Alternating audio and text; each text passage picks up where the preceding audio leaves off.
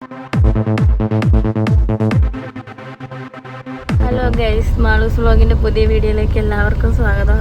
ഇപ്പം നമ്മുടെ കൊട്ടിയൂരിലോട്ട് പോവുക. നമ്മുടെ ഇന്നത്തെ യാത്ര അങ്ങോട്ടാട്ടോ ഗൈസ്. അപ്പോൾ നമ്മൾ ഇവിടെ എത്തി, കൊട്ടിയൂരെത്തി. കഴിഞ്ഞ പ്രാവശ്യത്തെ പോലെ വലിയ ബ്ലോക്കൊന്നും നമുക്ക് കിട്ടിയിട്ടുണ്ടായിരുന്നില്ല.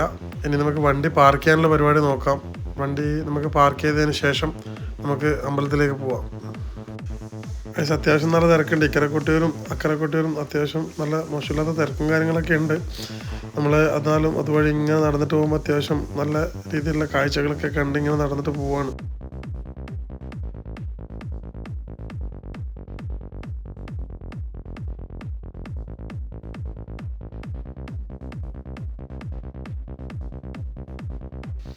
മാള് നല്ല ഇൻട്രസ്റ്റിങ് നടന്നിട്ട് പോകുന്നുണ്ട്.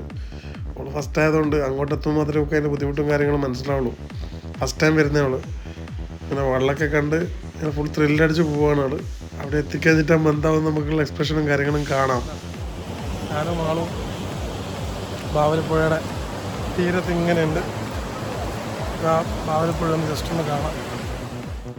ഇങ്ങോട്ട് വരുന്നവർ പ്രത്യേകം ശ്രദ്ധിക്കണം കേട്ടോ. ഇവിടെ നല്ല അടിയൊഴുക്കാണ്. അപ്പോൾ അവിടെ കെട്ടി വെച്ചിട്ടുണ്ടെങ്കിലും പല ആൾക്കാരും സൈഡിലോട്ടൊക്കെ വന്നിട്ട് കുളിക്കുന്നൊക്കെ ഉണ്ട്. അതൊക്കെ ഭയങ്കര റിസ്ക്കുള്ള കാര്യമാണ്. അപ്പോൾ എല്ലാവരും വരുന്നവരൊക്കെ ഇതൊക്കെ ഒന്ന് ശ്രദ്ധിക്കുക. ഇവിടുത്തെ നാട്ടുകാർക്കൊക്കെ ചിലപ്പം അറിയാൻ പറ്റുമായിരിക്കും എങ്ങനെ രക്ഷപ്പെടണം എന്നൊക്കെ. പക്ഷെ പുറമേ നിന്ന് വരുന്ന ആൾക്കൊക്കെ നമുക്ക് കാണുന്നില്ല നിങ്ങൾ ആ വീഡിയോയിൽ. അവിടെ നിന്നൊക്കെ ആൾക്കാർ കുളിക്കുന്നൊക്കെ ഉണ്ട്. കഴിഞ്ഞ ദിവസം ഏതോ കുഞ്ഞൊക്കെ ഇവിടുന്ന് കാണാതായി എന്നൊക്കെ പറയുന്നത് കേട്ടു. അപ്പോൾ ദയവ് ചെയ്തിട്ട് ഇങ്ങനത്തെ സ്ഥലങ്ങളിലൊക്കെ വരുമ്പോൾ മാക്സിമം ശ്രദ്ധിക്കാൻ വേണ്ടി നോക്കുക, കുഞ്ഞുങ്ങളെയും കാര്യങ്ങളൊക്കെ. അമ്മയും അച്ഛനും അവിടുന്ന് ഇങ്ങനെ നടന്നിട്ട് വരുന്നുണ്ട്. നമ്മളിങ്ങനെ ഫസ്റ്റ് തന്നെ നടന്നിട്ട് പോയി.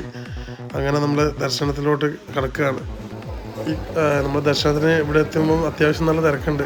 പക്ഷേ കൊട്ടിയൂരത്തെ ദർശനം എന്ന് പറയുന്നത് ഒരു വർഷത്തെ കാത്തിരിപ്പാണ്. അവിടുത്തെ നാട്ടുകാരും നമ്മളെ പോലത്തെ ആൾക്കാരൊക്കെ ഒരു വർഷത്തെ കാത്തിരിപ്പാണ് ഈ കൊട്ടിയൂർ ദർശനം എന്ന് പറയുന്നത്.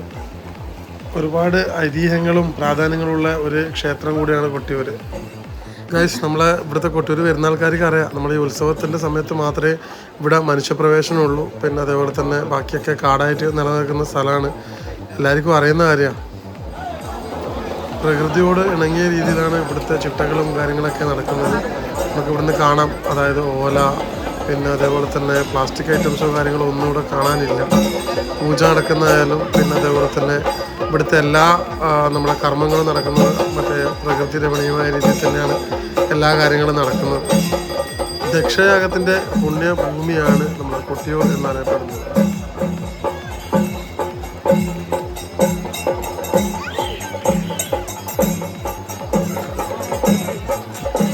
ദർശനത്തിന് നമ്മളെ സുഹൃത്തുണ്ടായിരുന്നു അവിടെ. അതിനുള്ള സൗകര്യങ്ങളും കാര്യങ്ങളൊക്കെ അവർ ഒരുക്കി തന്നിട്ടുണ്ട്. അപ്പോൾ നമ്മൾ ദർശനത്തിൻ്റെ ക്യൂവിന് നിൽക്കുകയാണ്. എന്നാലും തിരക്കുണ്ടായിരുന്നു. ഒരു മണിക്കൂർ നമുക്ക് ക്യൂ നിൽക്കേണ്ടി വന്നിട്ടുണ്ടായിരുന്നു.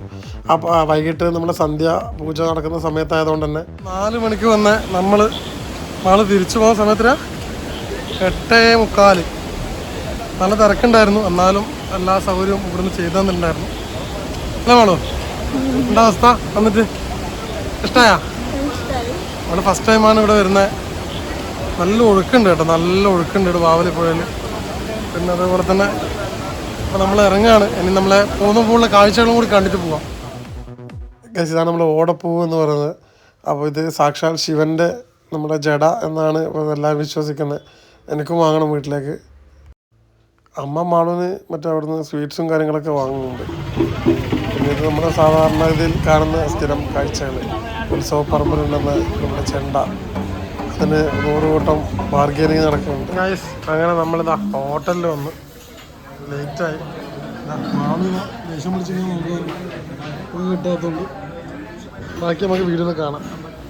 ആർക്കൊരു ക്ഷമയില്ല. അത് വെറും കളു നല്ലോണം വിശന്നിട്ട് കുട്ടി നമ്മൾ കുറേ സമയം നിന്നിട്ടാണ് വന്നത്.